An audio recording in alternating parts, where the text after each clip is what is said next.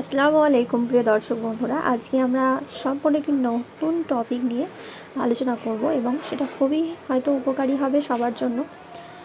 ইনশাআল্লাহ। একটা সুন্দর মোনাজাত। হে আল্লাহ, আমি জানি না কিভাবে ডাকলে আমার ডাকে সাড়া দিবেন। আমি জানি না কিভাবে চাইলে আমার চাওয়া আপনি পূরণ করবেন। আমি জানি না কিভাবে হাত উঠালে আমার হাত আপনি ভরে দিবেন।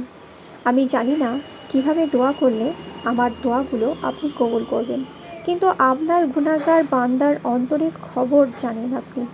ইয়া রব, আপনি তো আমার অন্তরটা দেখেন। আপনি তো বলেছেন, তোমরা তো আমাকে ডাকো, আমি তোমাদের ডাকে সাড়া দিব।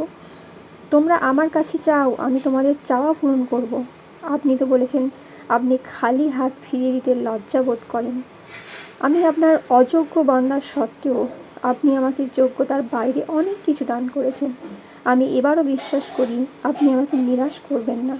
আমি জানি আমি ছাড়া আপনার অনেক উত্তম উত্তম বান্দা বান্দি আছে, কিন্তু আপনি ছাড়া আর কেউ নেই আমার আবদার করার মতো, ডাকার মতো, চাওয়ার মতো কেউ নেই। ইয়া রব, আমি দুর্বল, আমার ধৈর্যের পরীক্ষা নেবেন না। আমি তার উপযুক্ত নই। আমার পরীক্ষা সহজ করে দিন। আপনি আমার ডাকে সাড়া দিন, আমার চাওয়া পূরণ করুন। ইয়া মালিক, আমার খালি হাত আপনার রহমত দিয়ে পূর্ণ করে দিন।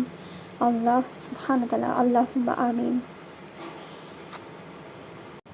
চাইতে হলে রবের কাছে চান, ধৈর্য ধারণ করতে হলে আল্লাহর উপর সব কিছু ছেড়ে দিয়ে নিজেকে ধৈর্য ধরে থাকার চেষ্টা করবেন। তাহলে আল্লাহ সুবহানাহু ওয়া তাআলা আপনার অন্তরের খবর তিনি সবই জানেন, আপনার আশাকে পূরণ করবে ইনশাআল্লাহ।